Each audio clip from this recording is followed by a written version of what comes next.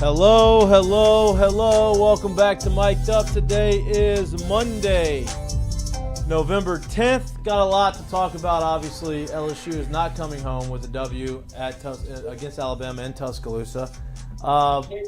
Played the game tough.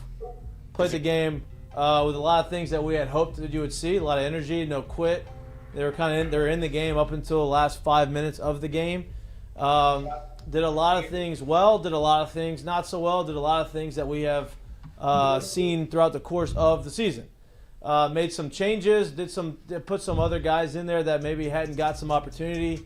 The main guy being Michael Van Buren came in the second half and provided a little bit of a spark, kind of moved the ball up and down the field a little bit. Same issues that we've had throughout the course of the year, not being able to score inside the red zone. Self-inflicted penalties, false starts, illegal formations, those types of things, drops. A lot of things that you can't do if you want to upset a team on the road that is ranked in the top 5. But they lost 20-9. Had opportunities to win the game, I would say. Had opportunities to keep the game extremely close. Had opportunities to take the lead in the game that they did not do. Few little things here and there that led to some points that they probably could have come back and not done. One being the end of the first half, Nuss having the most time he's had probably all season to throw the ball. Feels like he's looking at the right guy, does not pull the trigger on the right guy, waits till the last minute, all of a sudden throws it away.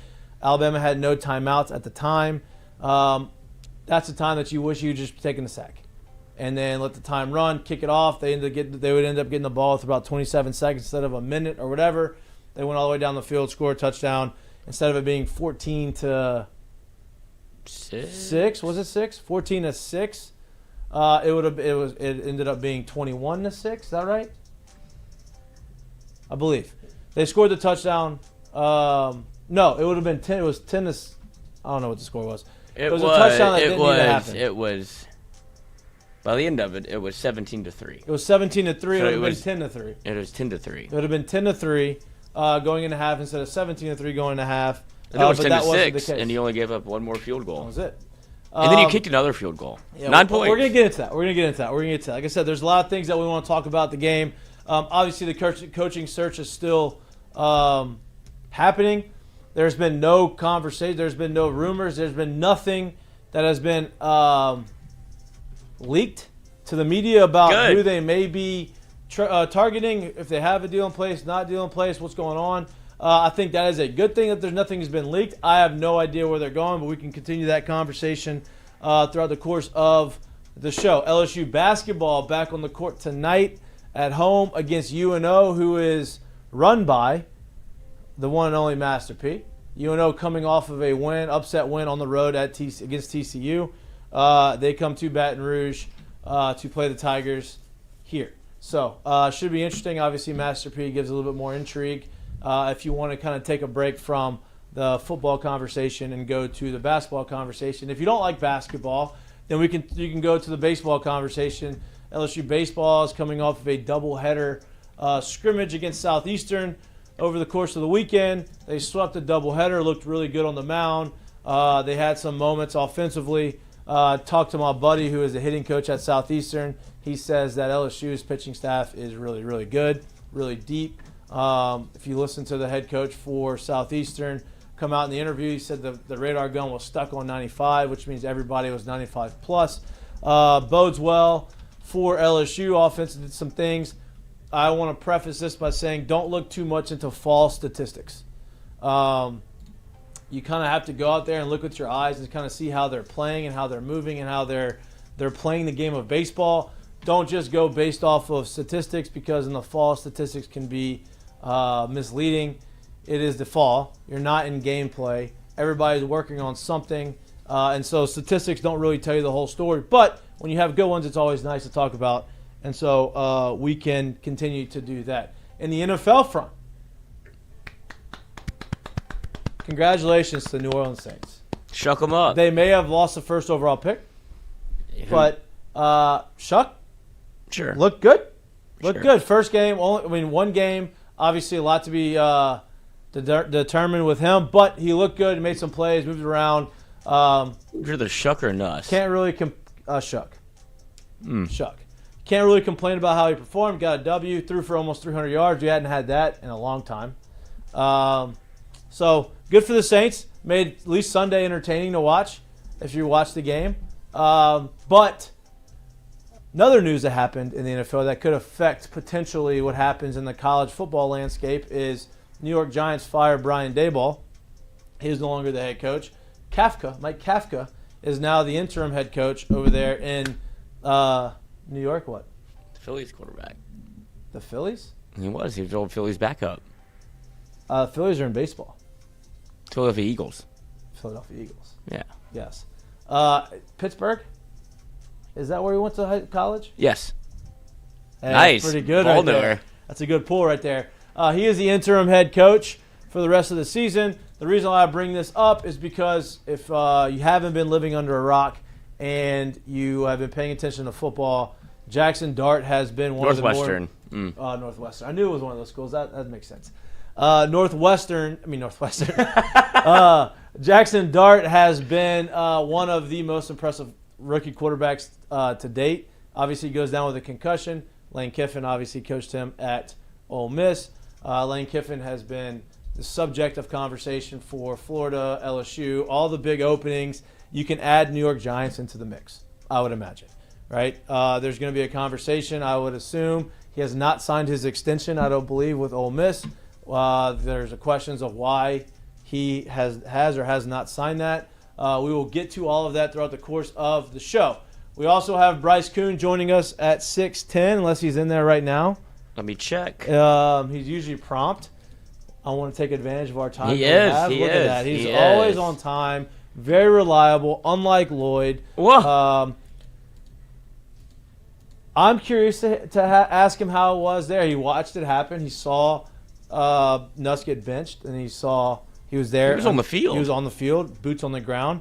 So we're going to talk with Bryce Kuhn right now about what he saw in Tuscaloosa. I think it's going to be a lot of the same conversation that we've had throughout the course of the year, but there are some interesting things that happened in the game, and I want to see kind of what his feel on that. So, Bryce, welcome back to the show, dude. Hope you had a great weekend in Tuscaloosa. Had a nice steak. Nice. Meridian, so that was awesome. Nice. Yeah, that was pretty good. Yeah. And I'm gonna piss LSU fans off. Tuscaloosa, Bryant Day Stadium's a pretty cool place too. Yeah, so I've heard. They do some good things there. Yep. I did tweet pregame. It's time we have a conversation about SEC venues, but I don't know if we're ready for that conversation quite yet. Let's not pour gasoline on the fire, please. Let's don't do it. Yeah, let's just. Wait, what's your take? Tiger Stadium needs to pick up their shit. My take is the fact, and I've had outside people, friends of mine, come to the game. Remember the ones, Lloyd, that you never answered about getting a ticket? Those. And that didn't get to me. They have told me, they said LSU doesn't need the pumped-in noise at times because the crowd is the loudest. That's the loudest crowd. But some of the light show and the theatrics, I think LSU's getting better, but there are some programs across the country that have a better, fanfare environment. Correct. That makes sense, more of the theatrics, the music and stuff like that. But in terms of just raw crowd, LSU is the best. Yeah, I don't think you're gonna ruffle any feathers there. I think that's I think people will agree with you on that. LSU, the stadium and the atmosphere is all built off of the fans, bourbon, and how rowdy they get, how consistent they usually are. Now, obviously, when you're not winning and you're not playing good brand of football, the crowd isn't as electric, right? Unless you're in the games. Yeah. That hasn't been the case. And so when that's the situation, you have to have something to kind of bring in energy and keep people entertained. And I agree with you. I think there needs to be some updates there. It's more of a feel situation. Correct. We don't need a light show when you're down 42-17. Correct. Very fair. Correct. Very fair. All right, let's get to the game that happened on the field, right? Obviously, there was a lot of conversation going into the weekend. How's LSU going to play energy-wise with interim coach? Obviously, all the stuff that was going on outside of the stadium, outside of the team. I'll say this. I felt like they played hard. I felt like they played until the end of the game. They did not give up. I felt like they had a lot of opportunities to win the game, quite frankly. I mean, I think that they got down the field, but then a lot of the same issues arose that we've been dealing with for 2 years. Can't score in the red zone, can't run the football when you get down there, some questionable play calling, self-inflicted wounds, false start, illegal formations, those types of things, timeouts, clock management, all that kind of stuff kind of reared its ugly head again. And so that shows you it doesn't matter who the coach is. There's a disconnect between the players and what they're trying to get in, communicating in and off the field. So the big move was Nuss being benched in the second half and playing Michael Van Buren. I think that was also a consensus. Hey, it's time. Let's just see. I think he provided a spark, but it's the same thing. He can only do so much, and then when you have self-inflicted wounds, it kind of halts everything. So I guess my question to you is, you being there on the field and kind of seeing it in live action, give me your take on the game and the response of the team on the sidelines. Yeah, they were definitely juiced. I think Frank Wilson is completely correct when he said, reiterated today, that this team wanted to win and they wanted to be there. Like, I don't think that was ever an issue, and so that was very, very real. They fought, they battled, and like you mentioned, they just don't have enough, especially offensively, whether it's for a myriad of reasons. But defensively, man, this might have been, and I can't wait saying, this might have been the best game the front seven has played outside of the Clemson game. And now knowing what we know, this is probably more of an impressive performance. They didn't get home a lot, but they made Ty Simpson. He was aware of what they could do. I think that's the biggest thing. And so when you combine that with a secondary that I thought played well outside of a couple plays, defensively they did fine, right? So, yeah, I think that they cared. This wasn't a case of, we're just going to show up and get killed. They could have done that, right? They made life difficult for Alabama at times. I didn't think Alabama played great. Frankly, I thought offensively they got too cute at times with some things when they really could have just ended the game. But you said something there early on in terms of the attitude. They wanted to win, and I was walking off the field after the game, and a staff member who I trust and know, he said we had opportunities, just had wait. We had so many opportunities, and that's the frustrating part about it. And I think that's where this program is, because I said this last week. Like, we got to remember, this isn't. And I guess they proved me wrong this past weekend. This isn't like a Penn State who's 4-7, or this isn't a Florida that went on the road and got destroyed by not a very good Kentucky team. Like, they still have talent. They've got guys that are going to hear their name called.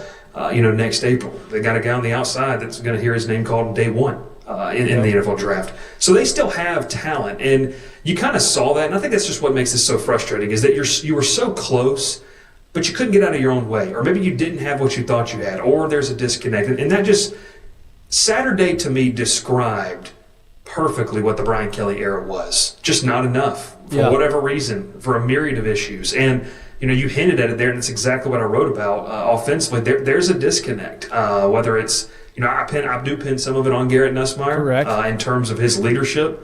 I think that's something that's sorely missed as we look back. And I'm working on a piece right now that's talking about like the what ifs.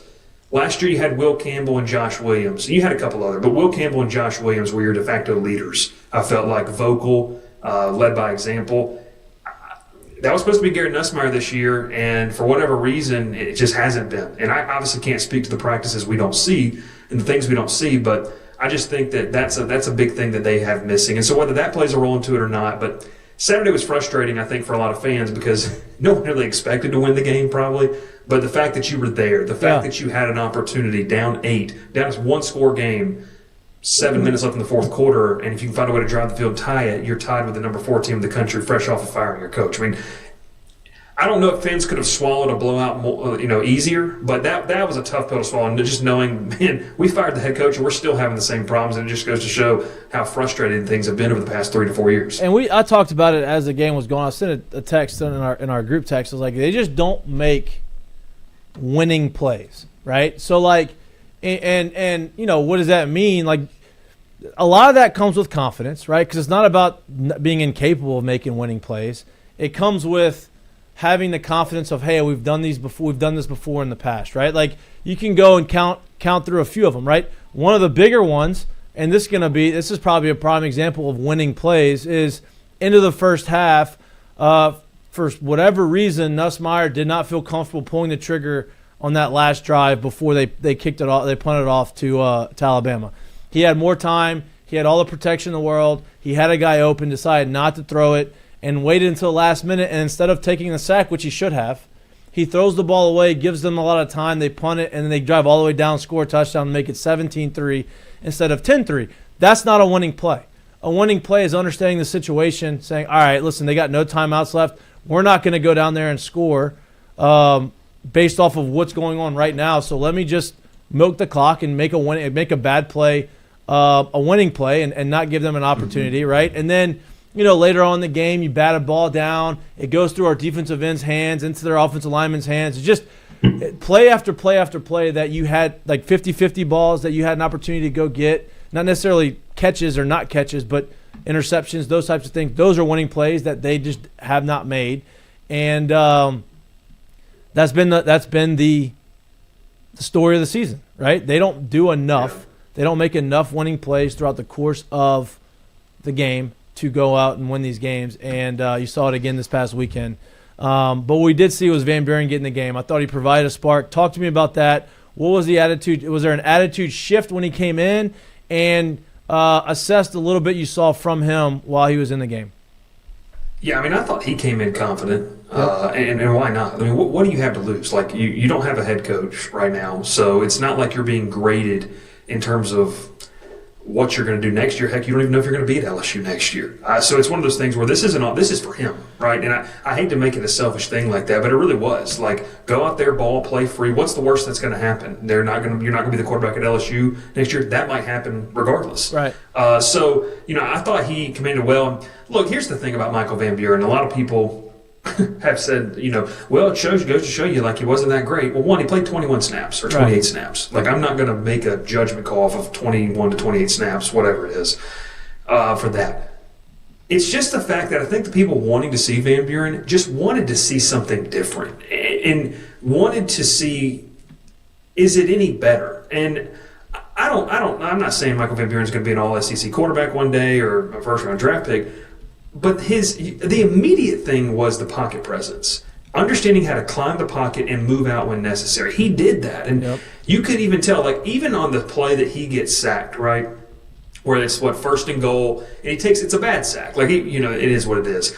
He shook that defensive end, but then he kind of got too cute with it, and the guy got back in position to make the play. Like, just having someone that can do that, or just the absolutely crazy call of where he slid and didn't get the first down and all that stuff. But that wouldn't have happened with Garrett Nussmeier. That ball would have been thrown into double or triple coverage, or have been thrown out of bounds and have been 3rd and 10 or 4th and 10. You would have never had an opportunity to even be in that spot. And so it's why, I think he played well in terms of what could be asked of him. And it's truthfully why I would love to see what he would look like with prepping as a starter, if that makes sense. Like, because people have to understand it's totally different for you to come in cold like that off the bench. Right. You might have a series to do, but to know all week, hey, I'm the guy, I'm getting that first drive, it's just a different sense of preparation. So I would like to see that. It's going to be a great conversation piece, I think, this week.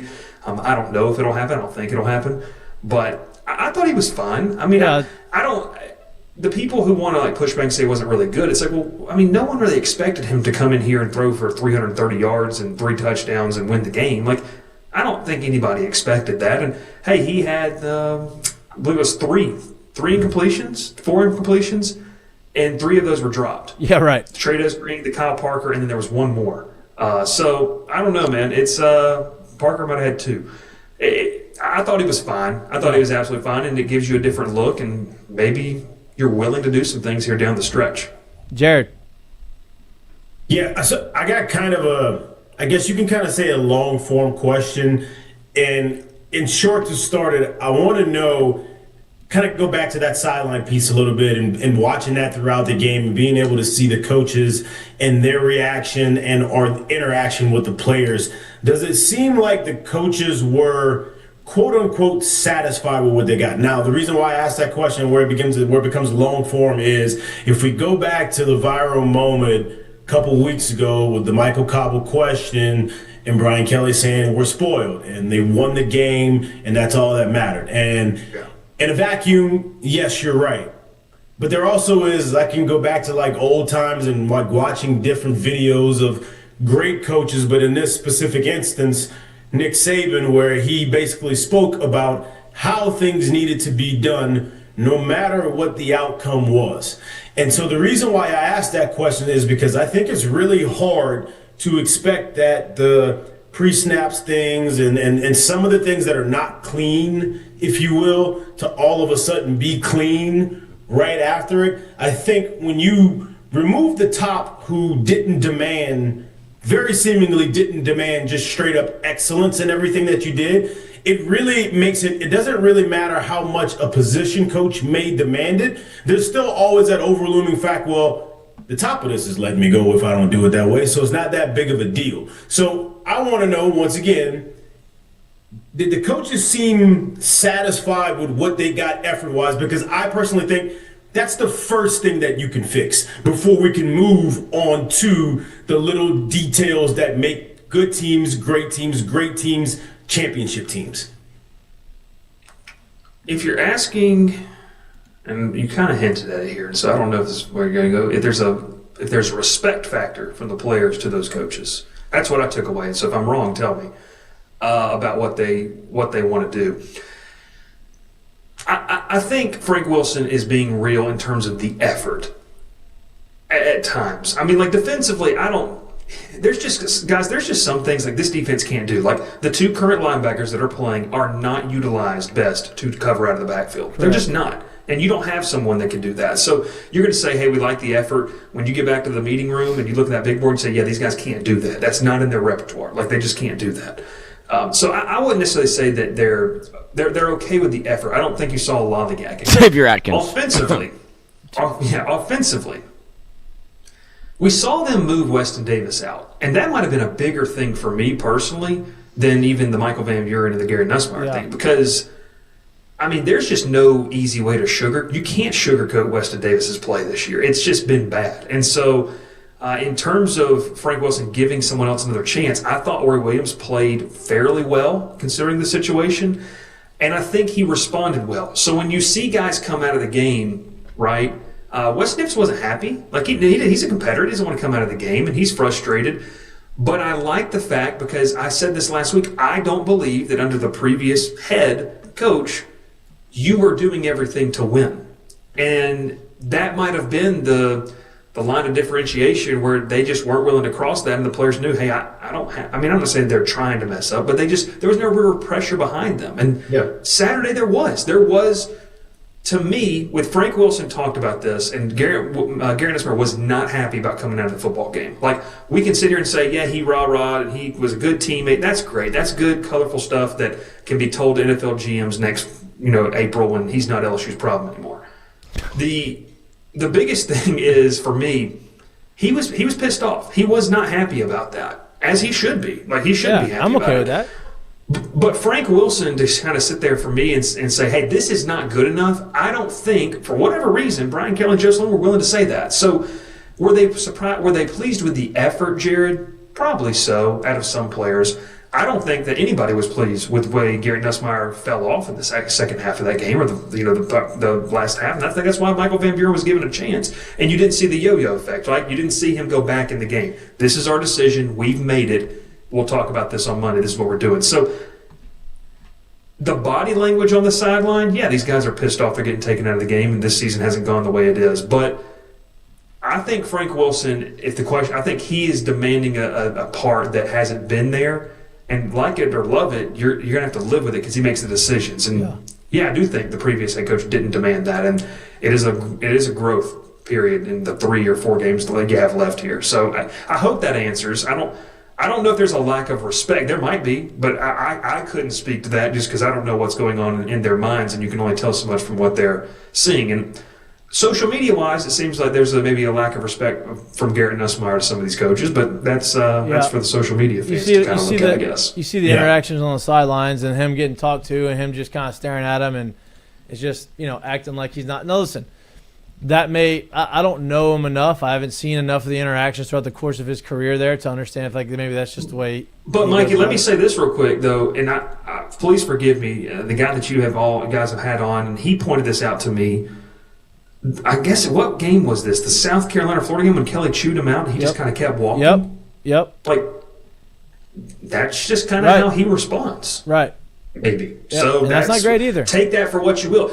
To your point, maybe, Jared, this wasn't a one-off of him just staring off because it hasn't been. We've seen multiple examples of him not responding, and I don't know. Like, could that just be a thing of where you're like, I don't have anything nice to say, I'm not going to say it, or I couldn't. I think a lot of what we've seen recently on the field have been learned behaviors kind of over the last year or so, right? And that's kind of what I mean too. Like when the wagon is kind of going off course the way it had recently, and you have to make the moves that you've had to make recently, especially at the top at leadership levels, it's really hard to sit here and think you're gonna clean all these things up that got you boat raced at home in front of your own fans by a Texas A&M team. Like, for all intents and purposes, think about it. Just by playing hard, you go on the road and really stay in the game. Even though I don't think, as we watched that game unfolded, you didn't really think that the offense was going to muster up what they needed to muster up to score and get out in front.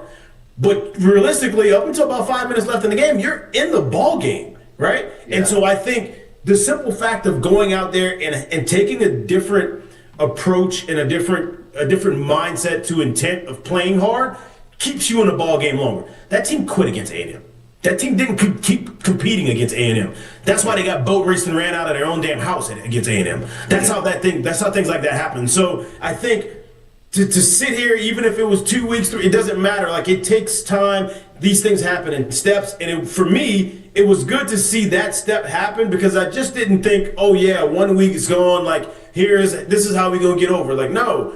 There's learned things that you've been doing over the course of the year, whether you want to admit it or not, or whether it wasn't really pushed on and made sure you kept it right or not, that you have to start nipping those things in the bud. And unfortunately, it doesn't just happen overnight, and it doesn't happen not by fire. So I think this is an opportunity, just like you said, if you went and looked at Garrett Nussmeier on the game, if you only looked at the box score, and I told you they pulled him in the third quarter, you say, huh? Why? What's going on? But if you watch the game, you were like, he ain't there. And this ain't it because it's not allowing our offense to open up. And so now if you're Garrett Nussmeier, look, at this point in the year, he may be done with it. He may not want to have anything else to do with it. But realistically, you would sit there and look in the mirror and say, I got to be better. Yeah. There's things I got to do better. There's throws I got to hit more in rhythm. There's plays I got to make from the pocket. I got to understand I need to be stepping up and not rolling out in these situations. Like, there's so many of these things that are happening that the box score doesn't tell. Just watching the game with the naked eye doesn't tell. And if you think it's going to go to the other side, the good side of it, in one game, 1 day, 1 week, it never happens that way. And that's why I wanted to know, like, if they're satisfied with the effort, not that they don't want the execution, but you understand those things come in waves as well. I think this is brutally honest. I think you have a starting quarterback that isn't mentally as tough as people want to think he is. Yep. Or even true. Or I think that's just the bottom line. And that's a tough thing to say because I've got to walk in that building tomorrow night and interview players. And Wes Weeks told us post-game he hates to see all the crap that his quarterback gets on social media. Well, here's the thing. Like, every single time something does not go their way, how do you respond, right? And that's the biggest thing. There's either a lack of response or, as Lon put out that video, shout out Lon, of that, his response of just kind of standing there and looking off in the distance. I mean, that doesn't fire me up. That doesn't invigorate a team to go out there. Like you said, Jared, you're still in the ball game. Like, that doesn't do that. So I just think you have a quarterback that isn't as mentally tough as people want to make him out to be. And it's a resultant situation to where, and I've said this so many times the past 24 hours, he is not as bad as this has looked. This is a nightmare season. Yeah, right. Yeah. Right. I agree with that. Whatever you want to talk about, he is going to be, and I firmly believe this, he's going to be on an NFL roster next year. he has all the intangibles to be at least a career backup for 5 to 6, 7 years. Whether he ever starts a season, whatever. He's not this bad. It's a lot of things. But Garrett Nussmeier has allowed the external factors to take over his mind. And regardless if that's right or not, I'm going to blame him. You cannot do that as the leader of a team and allow that to seep in and take control. Yeah. He has allowed that to happen. I know the offensive line's terrible, but you can't allow it to affect everything. And so it's not his fault, but I wrote about this. They cut the head off the snake right there with Brian Kelly. The issue is you never truly had leadership or accountability in this offense to begin with. I'm not saying it's not Kelly's fault. He allowed these things to happen. I'm not saying it's not Joe Sloan's fault. But like what you said, the idea that you were just going to play hard, right? You've played hard at times this year, but when things get tough, they don't respond. Right. They don't. And that's, who do you look at, right? You look at your leader. Garrett Nussmeier is supposed to be a leader of the team. And that to me is the most disappointing aspect. It's been a nightmare season for him. It's been a nightmare season for this offense. And, man, I just got done talking about this on our own live show. It really begs the question, when LSU fans 5-10 years from now, when they think about Garrett Nussmeier, what are they going to think about? And that's not going to be good. Well, the sad part of it is they're going to think about these last 4 or 5 games this last season. Not all the feel-good stuff, right? He stayed after Orgeron got fired. He stayed here. He worked here. He did all these things to be the guy. Yeah. And it hasn't happened. And this year's been just it's as low as it gets, I think. Because I truly, you guys have been in locker rooms. We know guys that have God-given talent. He has the talent. It is totally mental with him right now. He is not mentally present with this team right now. And I don't know what rebuttal you could give to me that would make me think otherwise. I think you're right. And look, when you get into that state of mind, and when you allow the negative stuff to creep in, and whenever it becomes a mental game and not a physical game, that is a death sentence for an athlete, right? That is a hard thing to overcome, and it happens to a lot of people. The ones who are elite and the ones who are really good and great, they understand, they figure out a way out of it and not let it creep in. But when it does, it's tough. It is tough to overcome, and I think you're completely right. I think that is exactly what's happening. It's not a talent thing. It's more of a mental thing. And I hope for his sake that he can kind of figure it out. I guess the next question is where do they go from here? Obviously, the season, having a playoff run and getting all that's out the window, right? You can go 8-4 and have another average season, end the season with 3 straight wins, similar to kind of what you did last year, and go into whatever bowl, the Cheez-Its Bowl or the Duke's Mayo Bowl. I want that Pop-Tart. Whatever it is, and end the season at 9-4, maybe some momentum going in there. But what do they do now? Frank Wilson came out and said they're not gonna name a starter. Both are gonna play. You have a new head coach on the horizon, whoever that may be. Where do they go in the quarterback room, and then what have you heard in the coaching search? Yeah, so I was thinking, where do you go from here? I'll start with this. If you're not going to do it for the 3 letters, the purple and gold, do it for yourself. This is an audition for everybody. I said this last week with Alex Atkins. At the very least, the common goal should be everyone coming together and say, hey, we don't know if we're going to be here next year, but let's try to help everybody out, right? Let's be selfish together. So whether it's here, whether it's somewhere else, we've done our jobs. Because that's what this is, right? I mean, you're going to have a new head coach come in here in the next 2 months and overhaul a lot of things. I don't imagine a lot of the roster is going to be here next year, whether they graduate or transfer out. So you're either competing for a job on this roster or a coaching job on this roster or somewhere else. So that's bottom line. So that's why I think they have to keep fighting. They have to keep doing that. And for the seniors, and Wes Weeks talked about this is it. For him, this is it. So how much all this talk, all this conversation, is it real or is it a slogan on a T-shirt? You've got to decide that when you play Arkansas this week. In terms of the quarterback spot, I think this might be a little hot take-ish. There's no reason for Garrett Nussmeier to play another snap at LSU, in my opinion. That's just my take on it. I don't know what he offers you at this point because of the mental thing we talked about. And also for him, outside of the questions that he's going to get in Indianapolis next year with GMs, what are you going to do to boost your stock here the next 3 weeks? Outside of we love that you fought for your team, there's nothing, no type of tape he's going to put on the field against any of these 3 teams because his offensive line is not good, and he, with the way this offense currently is not suited to excel. So I don't know what you would do there. So to me, I would play Michael Van Buren for a lot of reasons. Is he a guy that could be a part of this team next year? Is he auditioning for the next head coach? Or is he trying to get some tape to say he wants to do that? somewhere else. The problem with that is, guys, he's only got one more game that he can play in the regular season before that red shirt is burnt. Because remember, he started 8 games last year in Starkville. This is game number 4 coming up in Arkansas. So what if he comes to you and says, let's just play the hypothetical game. You lose to Arkansas, whatever you do. And he says, I'm done. Like, I'm sitting on this red shirt because I'm not about to be a true junior with no real tape, like no significant snaps. So if he does that, well, now Colin Hurley, from my understanding, did not travel to Tuscaloosa. It was those 2 guys and Emil Picarella, U-High's quarterback last year. So what are you doing next? Like, what are you doing the next 2 weeks? Harold Do you Perkins play both of them? quarterback. Do you let Garrett ride it out against Western Kentucky? Do you give Colin Hurley a shot if he's still available to figure out what is this kid that we've had on the roster for 2 years? Does he have any part in the future of anywhere? I don't know what you do, to be honest with you. I mean, I think if you do start Garrett Nussmeier on Saturday, the leash has to be so short, and then that's got to be it. Like, you can't take him back out of the game and then reinsert him as the starter against Western Kentucky. But the issue is, like I talked about, is if you do that, let's just say Nussmeier plays the first 1.5 quarters, LSU's doing nothing. It's a 14-3 game. You're losing your home stadium. You're going to get boos, which is just crazy to think about. 3 months ago, Garrett Nussmeier could be getting booed in his own stadium. That is a wild concept to even picture. You throw Van Buren in there. He plays well. Let's say you win the game. Van Buren says, I'm done. What do you do next week? You can throw him back out? You're going to throw Van Buren's essentially not going to play. You throw Nussmeier back out there? I just don't know. I don't know if there's a win-win situation here other than the fact that Van Buren is okay with burning the red shirt. And if I was him, I wouldn't burn the red shirt because there's no guarantee at all that you're at LSU next year. So I know that doesn't answer your question because I don't know what you do. I genuinely have no idea what you do at the quarterback spot. Other than the immediate game, you've got to do what it takes to win. But after that, I don't think you can do everything it takes to win. Jared, you got one?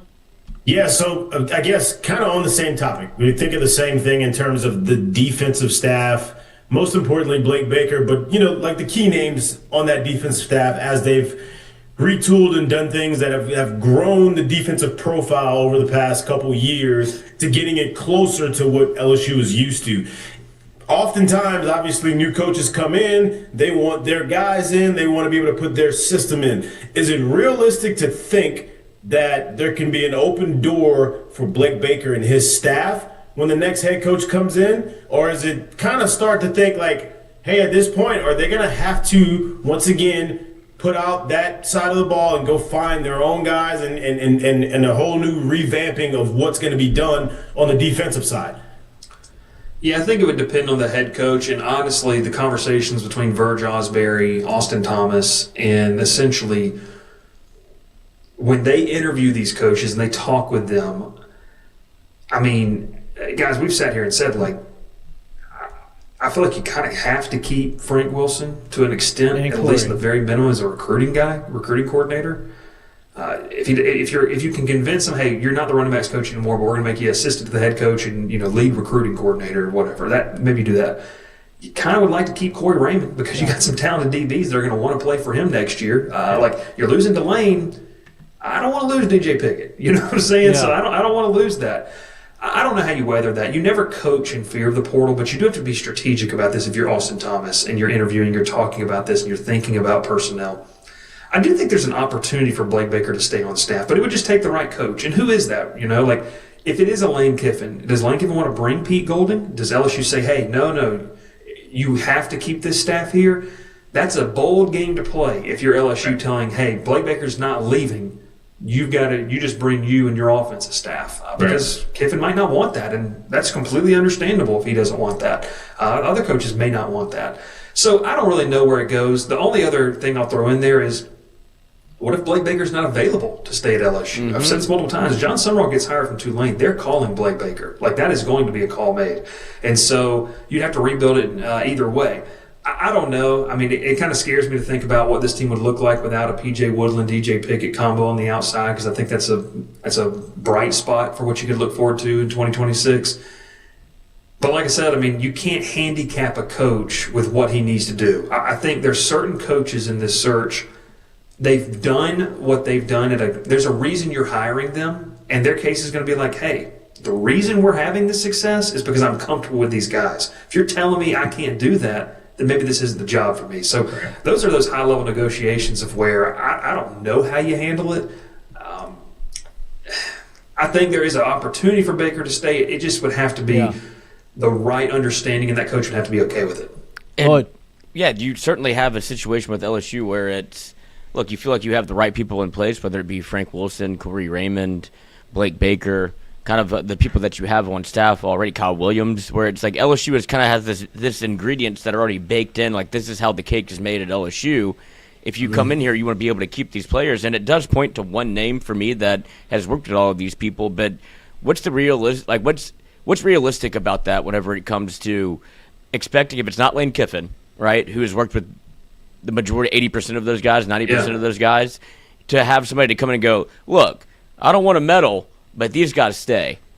Like, that's where it feels like LSU is in terms of trying to be able to, like, look, we already got a lot of good things going on here, so just don't bring your people over. Well, take some of what LSU already has in place. Yeah. That's not how coaches do it. It doesn't work that way. You just had a head coach that told people to walk out the door or let people walk out the door. So LSU has to handle this LSU's probably the only job. I don't think Florida's in this spot because I think Florida's in a really bad spot. Yeah. Auburn's interesting too, though, because Auburn, honest to God, has a very similar situation to LSU. They have a really good defense, like really, really good defense, and those players would love to play for DJ Durkin. So it's a similar situation to. Do you let guys walk out the door knowing that you have even more revamping of the roster to do, or is there a coach? The only person I could see understanding it really, and I don't know any of these coaches personally, but like you mentioned, Lane Kiffin, right? He had Frank Wilson on his staff. He's worked with Blake Baker. He's worked with a lot of these people. Austin Thomas. And he understands what they do. And also, Lane Kiffin, for all of his hilarious antics on social media, he's not an idiot. He understands what it would mean to be able to keep those guys there. Right. And also, it's a faster path to success. Not a shortcut, but just a faster path to success because you have some things entrenched. I don't know. I don't know how you handled that. I don't know what the coaches and the agents' response to that would be. I think Kiffin would get it. I'm trying to think of other candidates like a guy that I'm high on who just keeps saying that he's not leaving, but I think it's just strategic movement by him. Kenny Dillingham. Yeah. Like, not a lot of ties to Louisiana, so it makes sense to keep that. The only thing I think of is if you're a head coach out there that's being looked at by LSU and you have like an elite staff around you, that's when you can force their hand. Outside of that, if you want the LSU job, you might have to succumb to those wants, but like I said, it's a dangerous game of chicken to play, it feels like. And I think these guys know, like they know what it's like, especially if you're not from here, but you've seen it from afar. You know how important it is to recruit the South and have guys on your roster that can do that. I think they know that. Like, it's not, they're not trying to keep the entire staff. You can bring 90% of it. There's a few guys that you need to keep, and then I'd imagine they want to keep it. But we keep talking about Lane Kiffin, right? Obviously, Lane would be, slam dunk hire. Everybody wants him. The New York Giants job coming open is kind of interesting. I thought you were about to tell me that Brian Daboll should be a candidate for this job. No. The Giants job has come open. Obviously, Daboll got fired, but Lane Kiffin's name is going to inevitably be thrown into that mix too, right? Yeah. And so, who's their quarterback? Yeah, Jackson Dart. So you're no longer just fighting Ole Miss and Florida and whoever else is trying to court Lane Kiffin. You're fighting out of the NFL. Does Lane want to try his hand back in the NFL now that he has matured a little bit and kind of feels a little bit more ready to go back there? I don't know, but that's going to be a conversation without a doubt. I mean, Lane hasn't signed his extension with Ole Miss based off of the rumors on Twitter. I don't know who LSU goes after. I really don't. I don't know who was going to come here and be the right guy, but you would imagine they want to make that decision here in the next few weeks. Yeah, I think if you're sitting on December 20th, so the weekend of the first playoff games, and you don't have a head coach, I think it's because they feel like, or they've got some type of verbal agreement with Lane Kiffin. Mm-hmm. Like it would surprise me to see LSU roll into Christmas without a head coach if it's not Lane Kiffin. Now, if they do something crazy and it's one of the other playoff coaches, maybe, but that obviously seems like the most likely option.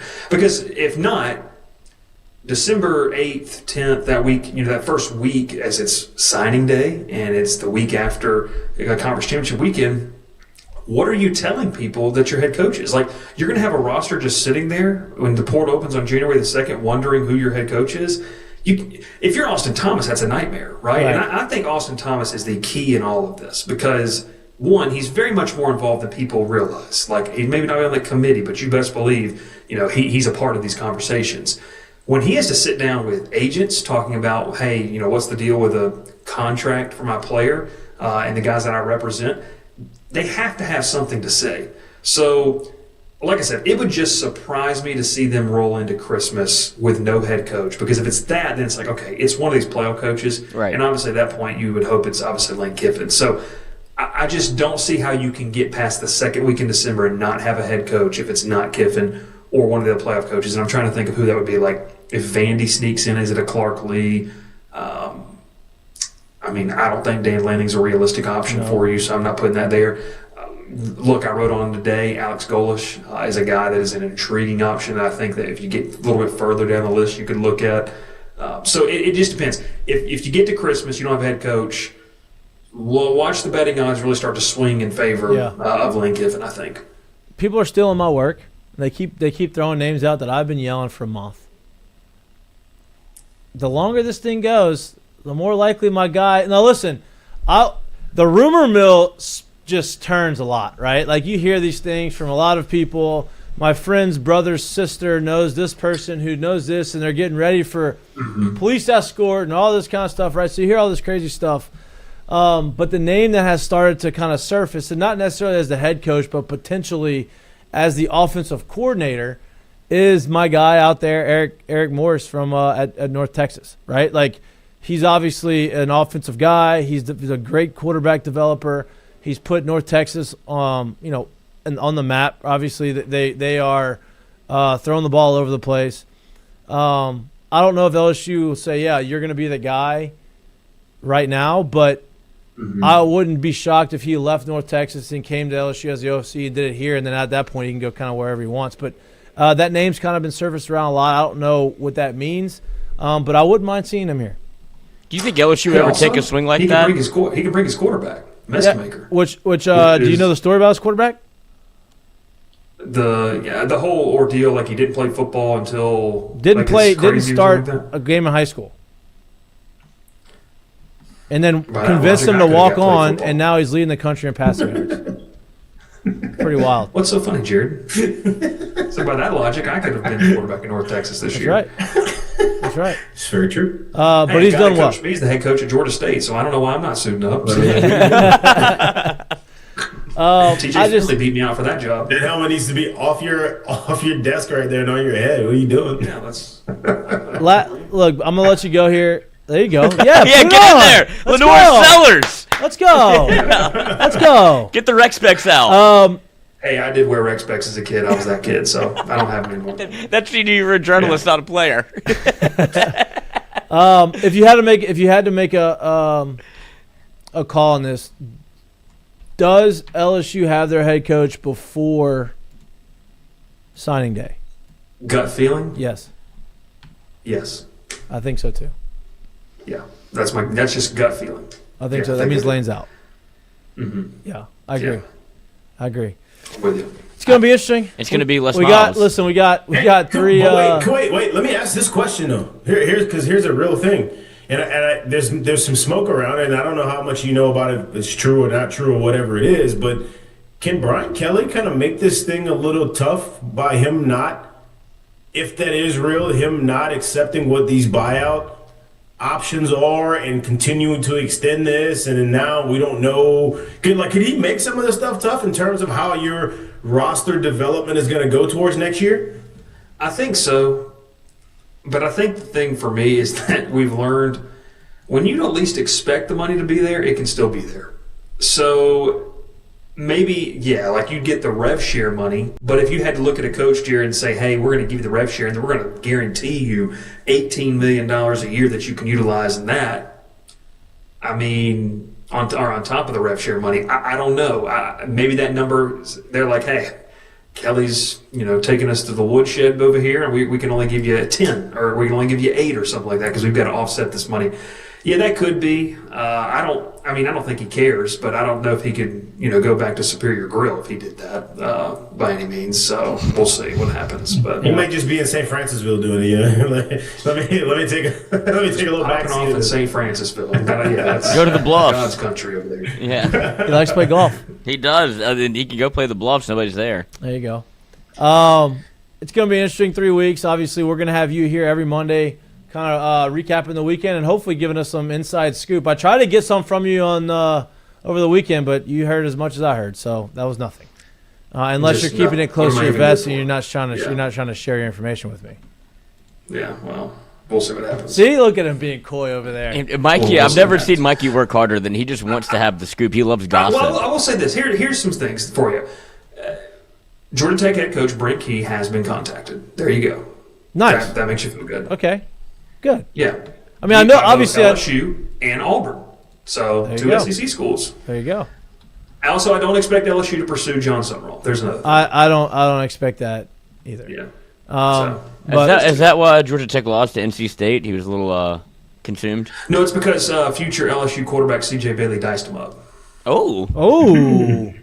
People have been pounding my wish. Yeah, people have been pounding the table for that. Hey, if you keep Bryce on this thing long enough, you start spilling the beans a little bit. No, I will. It's probably because I'm hungry. I'm just trying to stretch it out. Okay, I'll let you go eat. He's vulnerable right now. We're getting it all out. Yeah. I'll let you go. Water? Is this even water? Yeah. Now you're on my time. And if Lloyd was with you, I would doubt that it's water, but he's not, and so Lloyd's drinking his Red Bull vodka right now. Yeah.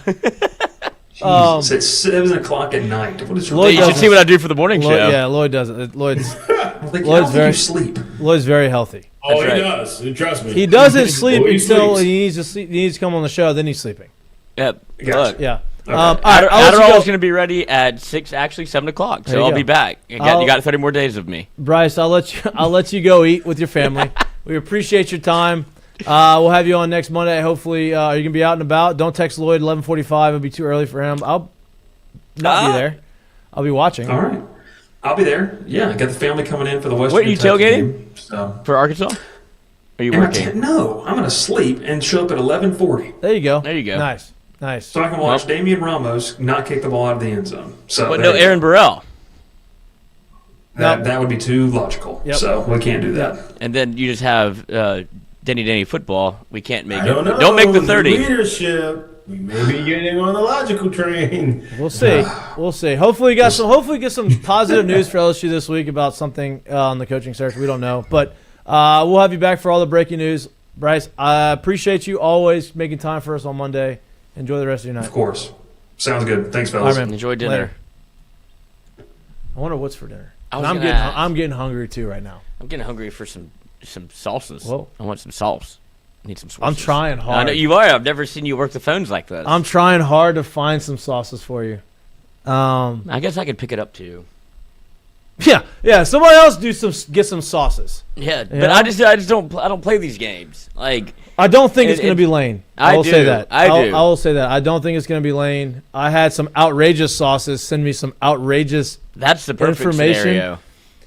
But the lights were not flashing today. I knew this wasn't happening. But it was fine. For that glint. 0.1%, I'm like, that would be great. Best case scenario. Literally. Jared, I got a text over the weekend saying this is what they're hearing is happening. It's a done deal, and they're not going to make the announcement until after the LSU-Alabama game out of respect for Alabama.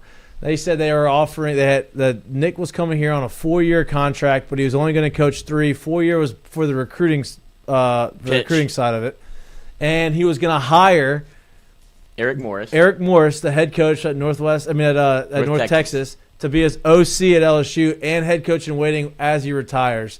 And I was told that there was their escorts and everything was ready for Monday for the announcement. I was like, okay, don't believe this once, but if I want to just for a split second say, oh, this would be the right situation, that would be ideal. But that's not the case, obviously.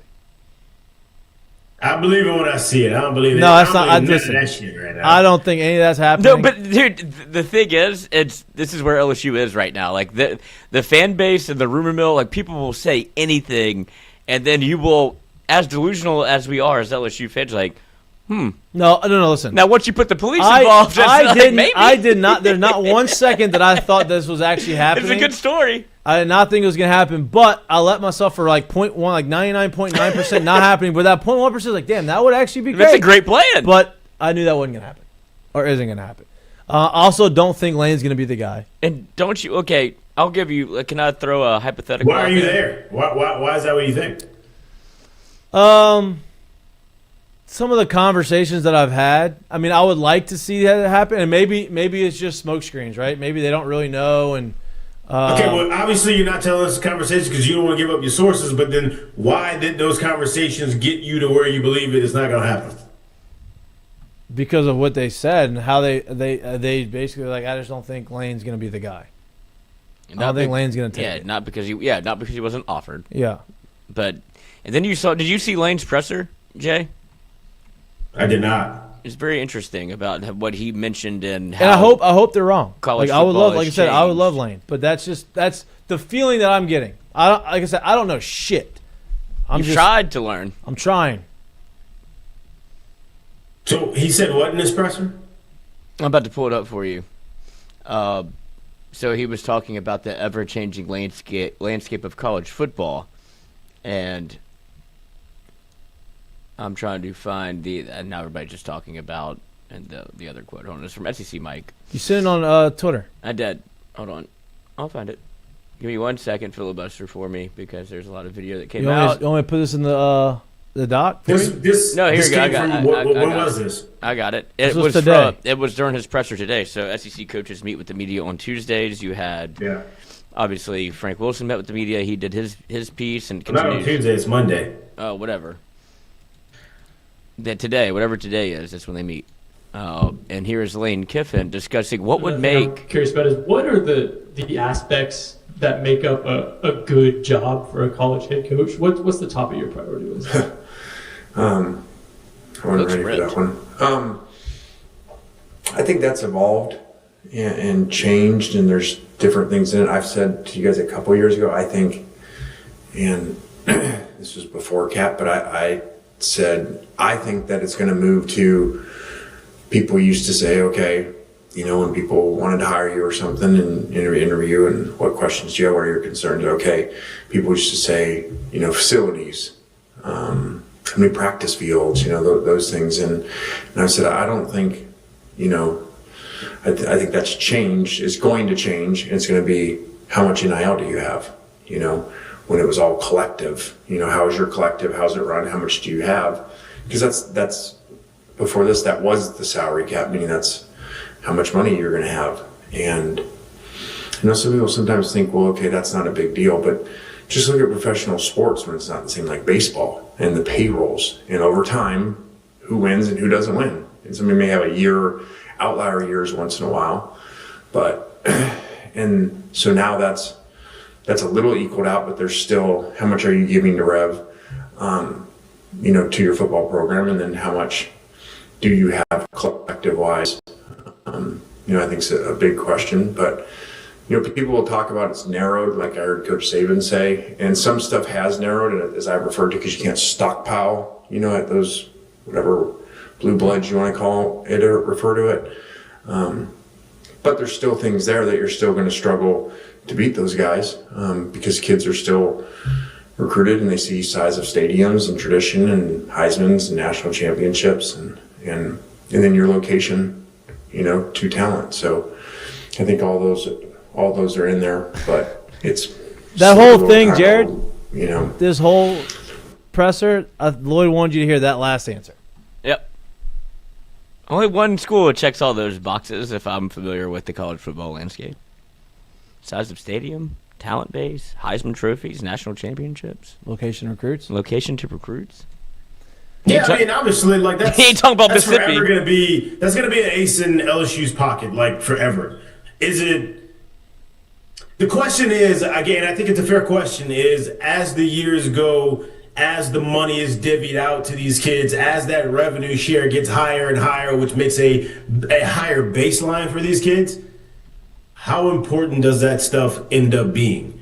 Because as each year goes that you don't have a natty or someone else wins a Heisman or there's more All-Americans somewhere else, as each year goes, that's even more cachet that's being added to other programs, right? And obviously LSU has a great tradition when it comes to that stuff, especially in the recent history with the 2 Heismans that have recently been there.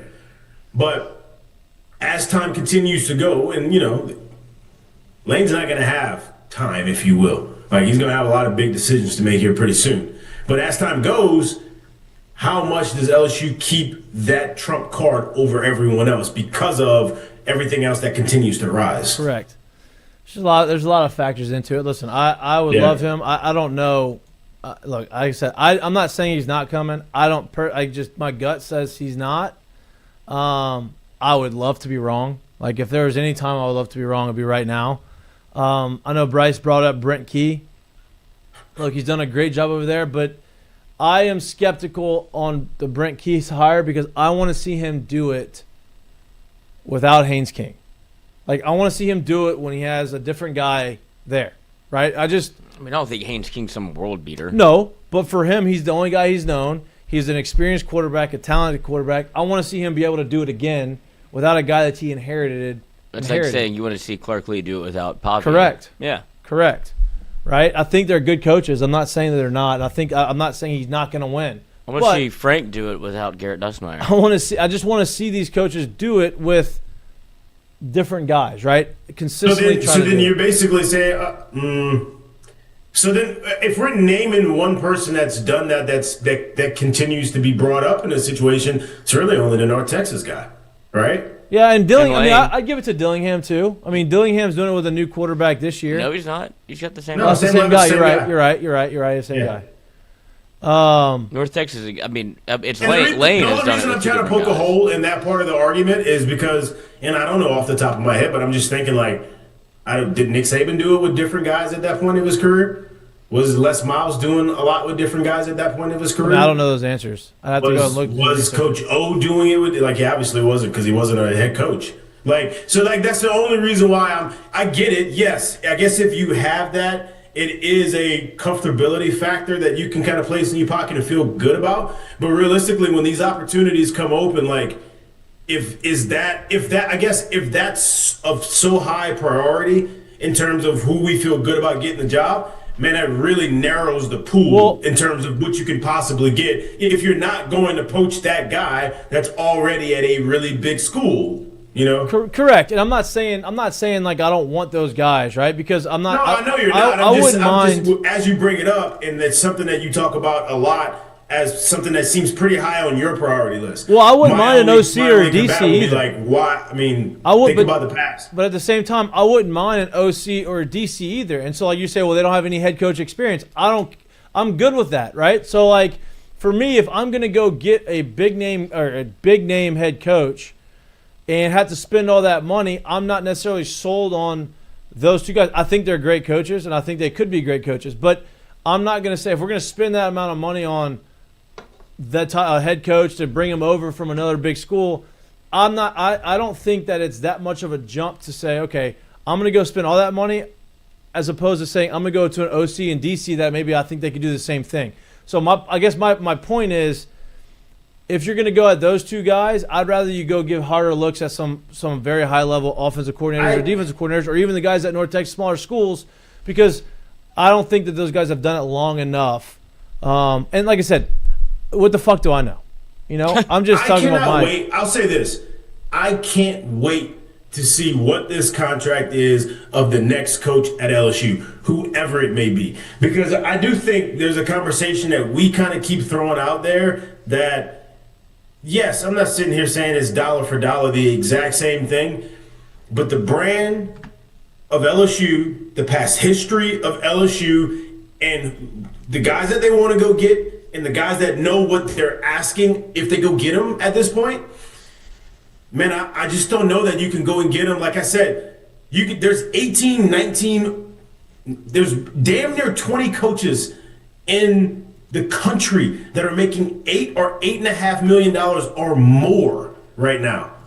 we're not getting no discount, brother. Like whoever we get to come in here, they're not taking the job for like $7.5 million a year. Because if you are, then we're basically saying as a school that we don't see ourselves as a top 20, as a top 15, as a top 10. As Verge said himself, that LSU brand needs to be in the playoffs every year. Well, then you better be paying me that kind of money, or I'm coming back to the table way before the end of this contract. Correct. So it's like I just don't see whoever is taking that job, they're going to get very good money. And I don't care what their experience is, because that's just what the job pays for. No doubt. I mean, it's just what it calls for at this point. No doubt. I don't think you're going to get anybody at a discount for sure. But you're not going to go get an OC and pay him the top of the SEC money. You're going to give him good money. You can get $10+ million, but that's no longer top of the SEC money anymore. I mean, it's high. But once again, like we said, it's top of the SEC. My point is $10+ million probably puts you inside the top 10 in the nation. That's fair.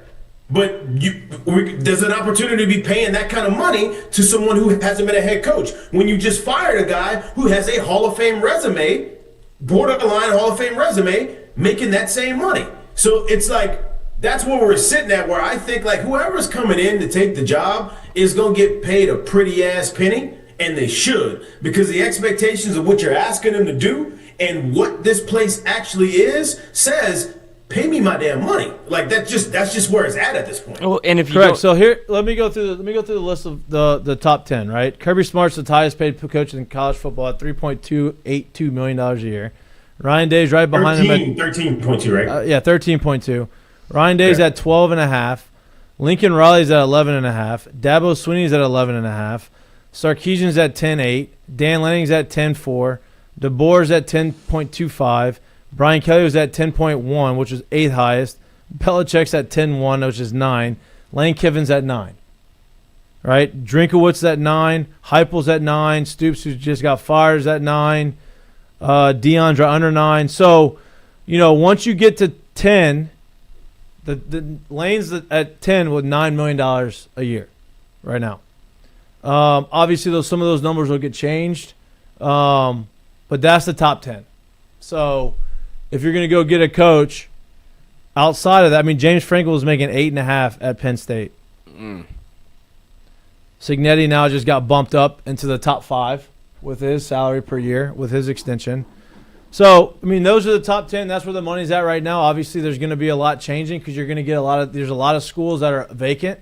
And so they're going to have to go and try to bring somebody in, and money is probably going to be a deciding factor. So some of these guys that, Dillingham's at 7.5, maybe he gets $11 million to go somewhere, 11 a year to go coach somewhere, right? They extend him. Marcus Freeman's at 7.4, maybe those types of things. So some of these guys at the bottom of the list may end up. Yeah, that's the agent's job, correct? Correct. Whenever you start. But I was just giving for reference for sure. what the top 10 coaches are making it throughout the country this year.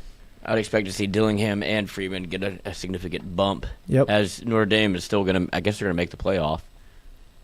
Yeah. And I guess a good example. Once again, that's why I just wanted to bring that up, because we keep kind of talking about maybe somebody getting somebody at a discount or whatever that means. Like, understand the actual market of it right now. There isn't really much room for a discount at LSU. No. Just tell the truth about it. Because so whoever it is, I would expect 8.5 to probably be the bottom line in what they get in paid. Yeah, I mean, all these guys that I'm talking, they're all going to be making, like, if they go get another job, they're going to be making more than they're getting at their current job. Like, that's how they're going to get them over, right? And so, I mean, like, Elko's only making 7. Obviously, that's going to get into this year. He'll probably have a little contract extension and a boost. But, if you go look at the jobs that were high, like, if you go look at what LSU did go and get Brian Kelly, and they paid him the 10-1 a year. In the same year, obviously, it didn't work out for either team, but Florida went and got Napier, and Napier is making 7 a year, right, out of UL. So, that's you go get a guy from a big school that's done it, you pay him premium dollars. You go get a guy who's done it at smaller schools, you can potentially pay him a little less, hoping that he becomes the guy, and then give him the extension later, similar to what A&M just did with Elko. But so if you had to guess, what would you think the bottom line at LSU? Then this next coach, whoever you get, What do you think the bottom line? Depends on who it is, dude. It depends on who it is. But I know that's why I'm asking. So like, throw a number out there, depending on who. I'm not saying you got to name the person, but like, if it's a quote unquote lower tier or less experienced guy, what do you think the bottom line number is? If you get a guy that you're not bringing in from another school, right, a bigger school that has done it, and you're not trying to outbid them. I think you can get a guy from a smaller school if you want to be the head coach around. Based off these contracts, $8 million a year. I mean, you put them in the top 20 of coaches. Like, if depending on the school, like $8 to $9 million a year, you could probably get them if they come from a smaller school. What do you think, Lloyd? Oh, I'm not concerned about the money part of any of this. I don't. No, I mean, me either. I'm just saying, like, that's just based off of what I'm looking at some of these other guys and the numbers they're making. I don't think they're making a decision based off of what I can pay somebody versus what I can't pay somebody. Like, they're going to get whoever they want. Because we've thrown around the term, like, discount. Like, there ain't much of a discount. No, well, I don't think it's a discount. Paying the last coach. I don't think it's a discount. I just think it's value. Like, I mean, Mike Elko is obviously a good coach, really good coach.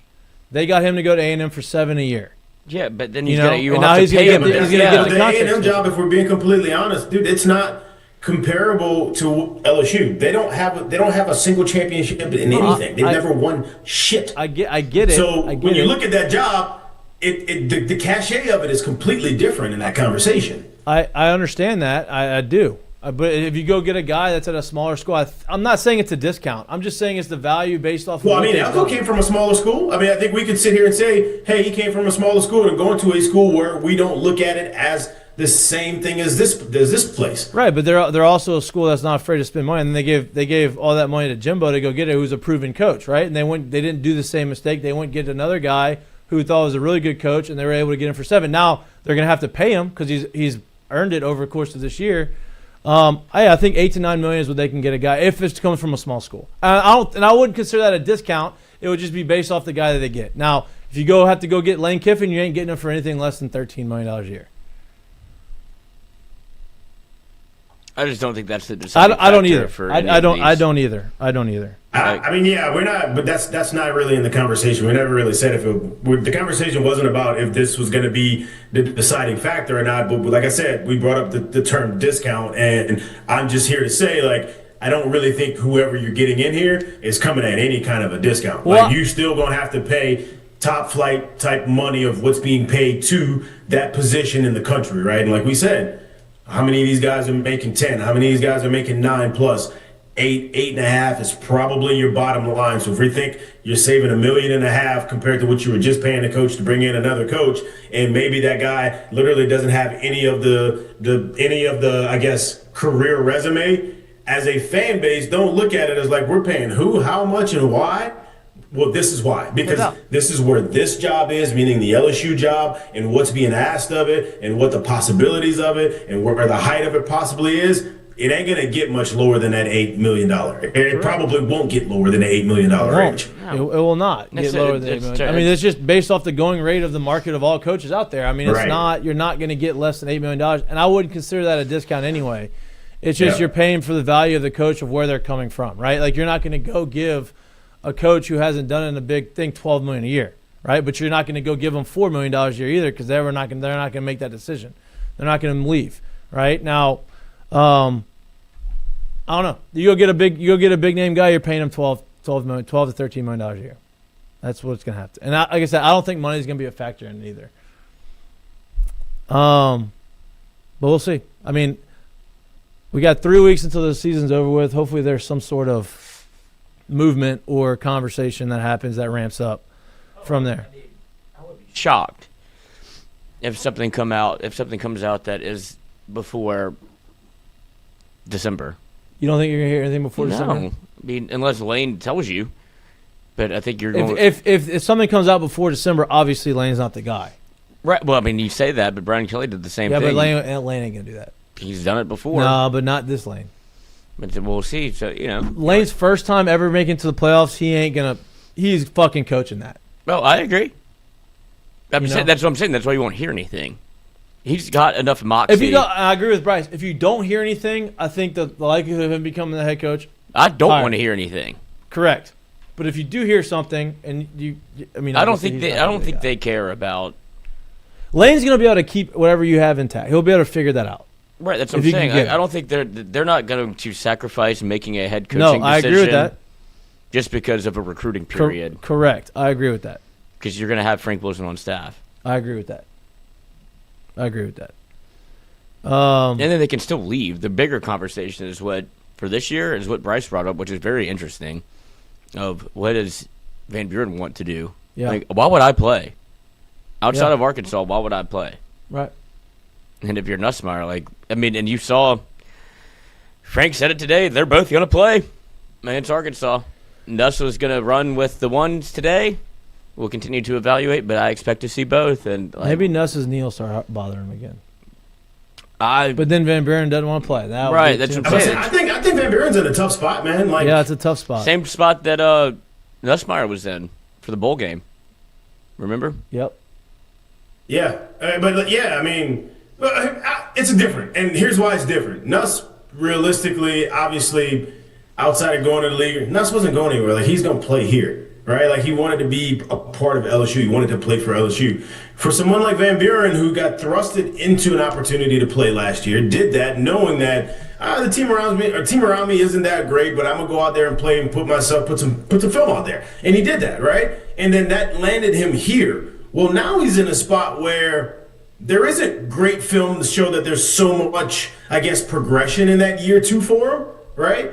To where you can maybe land at a better spot for him. Not saying that people are off of him, but you know how many. There's so many players that go into the portal, and there's so many players that are putting out good film and good opportunity. So you're sitting here saying, well, if I say I don't want to play because I want to save the year, do I also have really good tape out that's going to give me the best opportunity to land in the next spot? Do I have that? I don't know if I have that. Right. And then you say, okay, well, then maybe I'll play these next 3 games, put up some really good tape, and either stay here or go somewhere else. Yeah, I'll lose my redshirt year, but I still have 2 more full seasons of eligibility.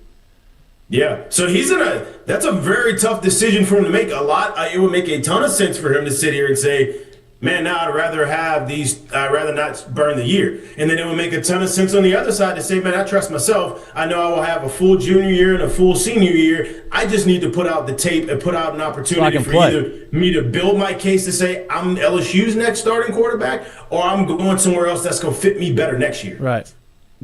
Yep. Interesting dilemma that he is in. We'll see what it looks like this weekend. I mean, they're both gonna. You won't find out until the next weekend. Right. We'll see. We'll see how if he plays, how good he looks. If he goes out and balls out, he ain't coming out.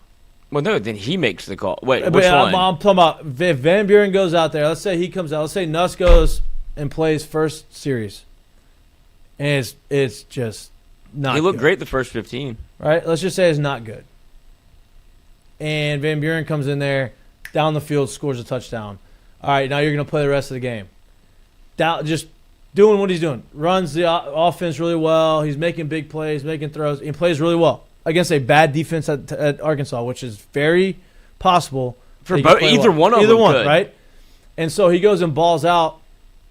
At that point, if I was the quarterback, if I was in his position and I got that opportunity, I played, and that was my last game, and I played really well, I'm going out there and I'm playing the rest of the season because I believe the last 2 games of the season I'll be able to add to my tape. And I believe that 2 more years of football after basically playing an entire year of freshman year is going to give me a significant amount of tape. It's going to put me in the best situation to get to the NFL, which is his ultimate goal. That's what I would personally do. If I balled out against Arkansas and I said, okay, I'm going to obviously be the guy, I'm playing rest of the year. That's me. That's like I said, I don't know the guy. I don't know how he's thinking.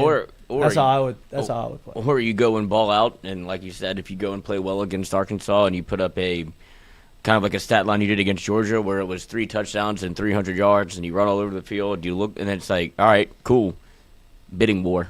I'm sitting after this. You're still going to get a bidding war anyway. But now I have a redshirt year that I can use. But you still get 2 full seasons. I'll say this too, Lloyd. Look, when it comes down to it, people do get desperate to find that quarterback, to find that position. I'm not sure that you're truly at the top of the bidding war list, at the top of the top places. If you're someone like Van Buren who may be, hey, I'm done, I'm looking to punch up, I'm not looking to go back further down. I'm not sure that one game is truly doing it. I'm not saying it hurts. It doesn't. But if you think you're going to hold a lot of these people at ransom, basically, with all these names that hop in a portal, I don't know that that's where it's at this point. Yeah.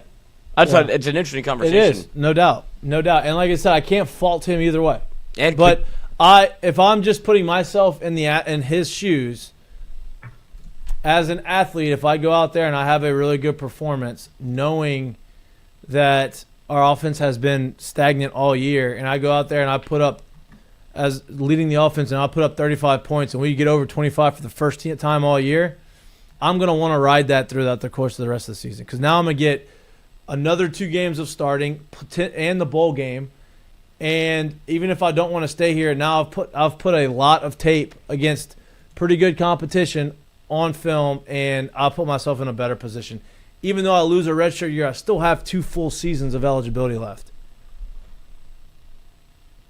That's what I think these quarterbacks are in a spot right now too, where they have to understand, man. If you look at kind of the tea leaves, and it's not even really just the recent future of the NFL, but it's also kind of been like a thing for a long time. And you can even go back to guys like Mark Sanchez, where it's 1 year in college, he goes out and plays. He's a top 5, top 6 overall draft, and the career kind of fizzles out because there isn't that experience factor behind him when he gets to the league. And so I think a lot of these guys that understand that, and they play out these opportunities that they get to play, because you can go somewhere, they can pay you, you can get hurt, whatever it may be, somebody can beat you out, whatever it may be, and you lose those opportunities to get on the field and play. And so understand what's in front of you. If there's an opportunity to play now, trying to take those opportunities to leverage them to whatever that next opportunity be, whether it's at LSU, whether it's at another school, is you keep stacking those starts and those reps and those opportunities so that when you get to the NFL,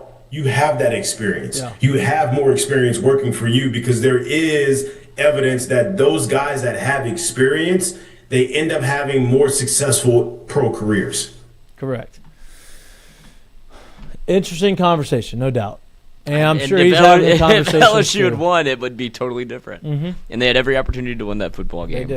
They did. I don't know what the response is going to be when Nuss walks out there Saturday.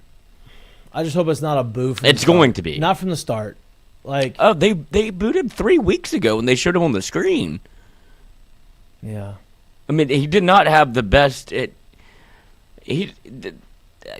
look, I feel for him. I do, as somebody that doesn't really buy into that kind of thing. Like, either do it or don't. I don't care. I feel for how this situation has played out for him, but I'll also understand why people are frustrated with him, because he's the one that did this to himself, essentially. If you're going to come back, you have to put the work in. You have to do the job.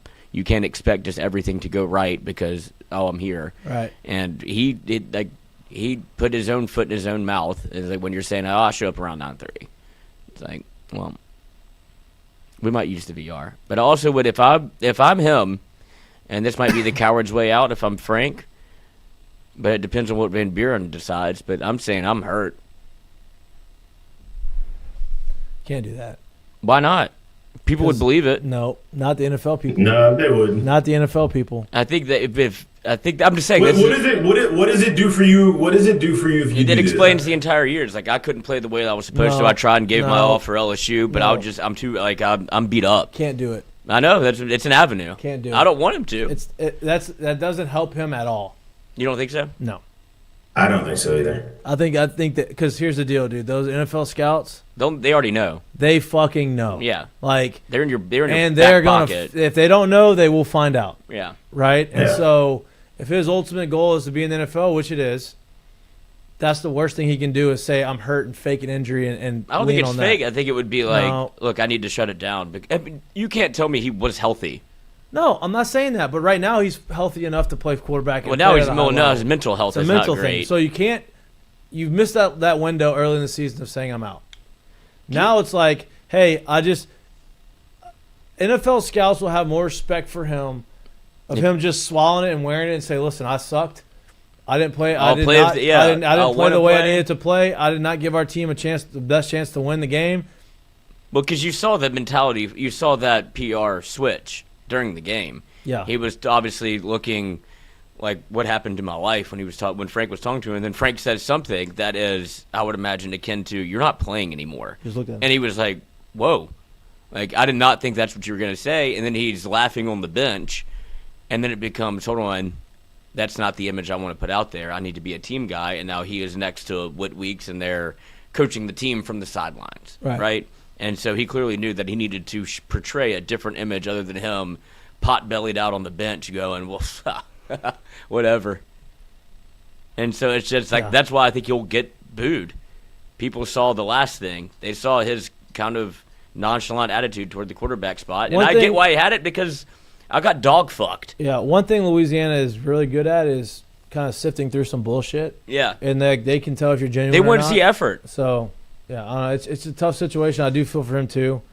The best case for LSU right now is trying to win the next 3 games. Ruin Oklahoma's season and just, have some sort of momentum going into the offseason, and then name your head coach, and then everybody kind of goes on their way. We'll see what happens with that. An amazing turn of events from the start of before Clemson game 1 to now. Yeah. Ori Williams, good. Good. Look, you have pieces. Harold Perkins legacy game. Yeah. You have pieces. Harold Perkins running back? You have got to figure out. You don't have to figure it. I mean, you just have to get to the end. You got to figure out the coach who's going to be able to put the pieces together. You have pieces. You got to find the right guy that can keep the pieces there and put them together and fit them in the right spot. You would imagine that Coach Davis will no longer be with the team after this year, right? Correct. And if Brent Key's the guy, you'd imagine that offensive line is going to be significantly better. Brent Key's an offensive line guy. But I don't think – I'm just throwing names out that people are throwing out there, all right. Just give me Lane. Let's get to the segments. Get Kelvin Shepard here. Why is it all quiet on the Western Front? I'm good with that. They're balling out right now. You know that okay. What? Do I know what? Oh, no. I was just going to say, is this a curtain call, or we talked about it off air because I'm fascinated by this, if we're going to do mistake of the day. Are we sure Tom Brady should be able to have this technology? Clone his dog? Yes. He doesn't have it. Someone else has it. He just co-founded the company. I don't know if we need... He's definitely an investor. Yeah. Jared, what are your thoughts on this? I feel like this is a very white thing to do, so I'm interested on your dynamic of this. I mean, you have a dog that you love. Would you want it twice? See? That's what I'm saying. Once it's dead and gone, bro, it's just over. I don't need my dog from... Take Timmy. It's like Beer Fest, Landfill 1, Landfill 2. Right. Kobe 1, Kobe 2. I don't know if I can do that. Is this dog going to be the same? It can't be happy. It got to be weird. I mean, I'm not, It's crazy they have the technology to do it. Yeah, and it makes you think, is Tom Brady is that really Tom Brady? Is Tom going to clone himself? Well, this is tinfoil. Oh, here we go. Have you seen the Drake May conversation? That he got this done in North Carolina. And that he cloned him to be Drake May? Mm-hmm. No. Look, let me read the report. No. I will say this: if he cloned himself to be Drake May, he used somebody else's shit because Drake May is way more athletic than Tom Brady is. Look, Marca. Well, Tom Brady never ran that fast in his life. Tom Brady reveals that he cloned his DNA 23 years ago in a bioscience experiment in North Carolina. The human is reported to be alive today, sharing physical traits to Tom Brady. What physical traits outside of height and weight and leadership? Oh my God! No. So why did he? In North Carolina 23 years ago, Drake May, 23 years old, born and raised in North Carolina, quarterback. They're both. You're stretching. I believe they're both 6'4", 220 pounds. You're stretching. I'm just saying. Drake May, you're not going to mention Drake May's genetics? You're not going to mention his family's genetics?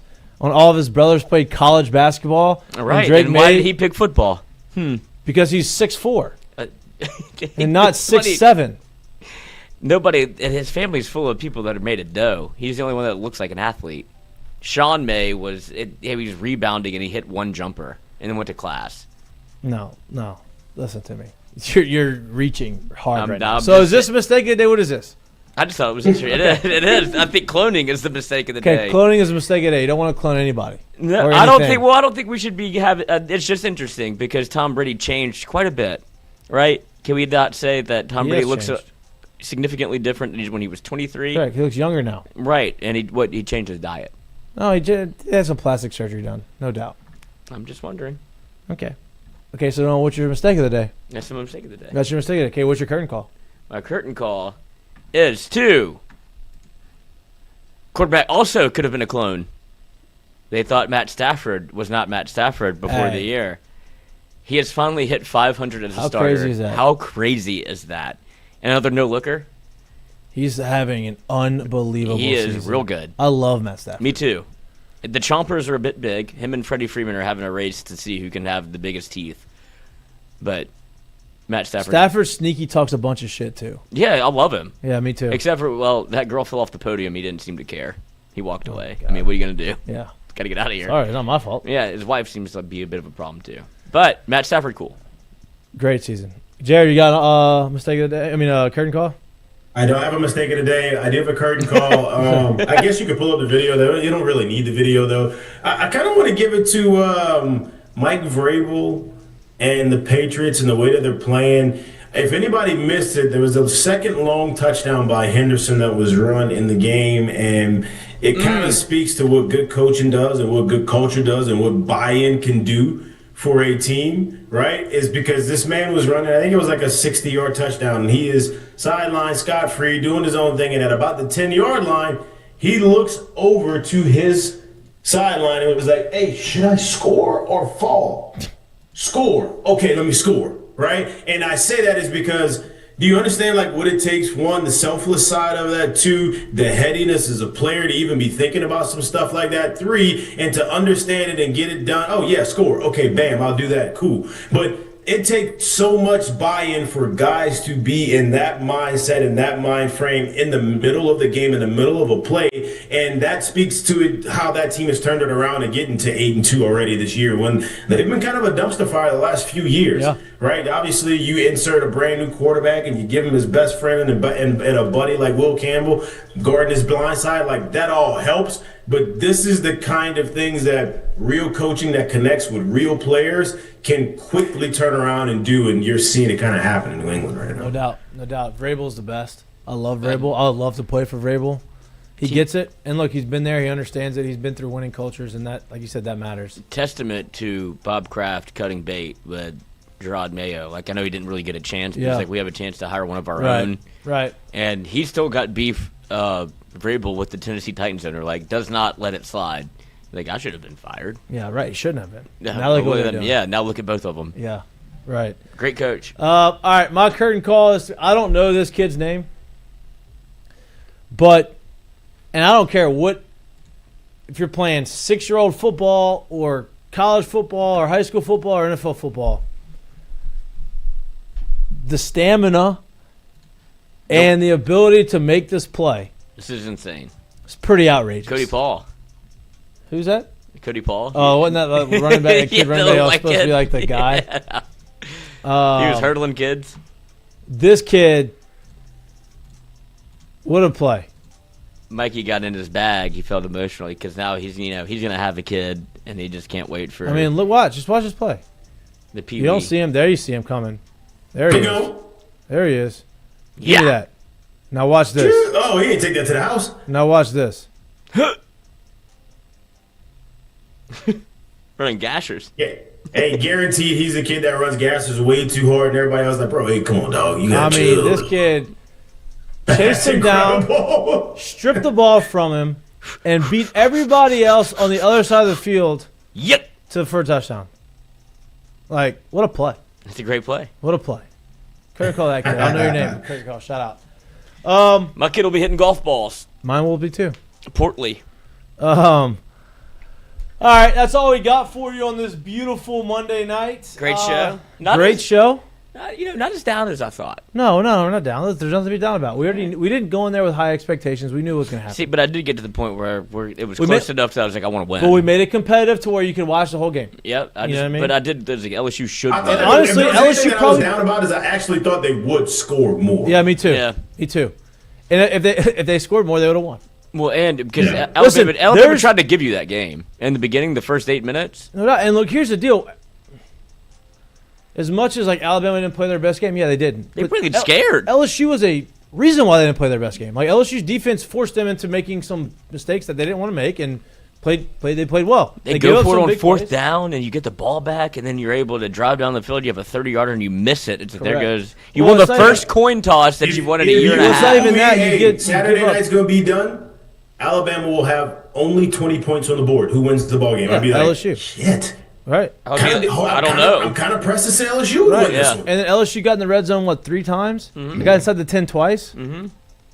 You know, like, you had opportunities to do it, and then you had 2 bad sacks. How early can we burn all 3 timeouts? That was also bad. It's just a lot of the same things. We talked about that. We're not going to get back into it. All right. I don't want to bring down. I don't want to bring it down. Okay. Enjoy the rest of your Monday night. Enjoy Monday Night Football. If you're going to tune into the LSU basketball game against the Masterpiece team, go ahead and do it. I'm going to try to. Now that I got Hulu Live TV. Mm-hmm. Yep.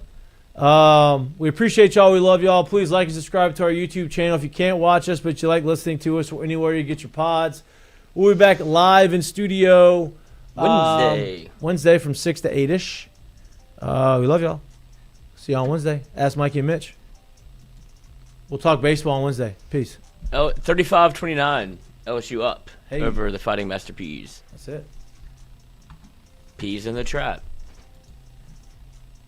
Come on. No. Yeah. Delay action.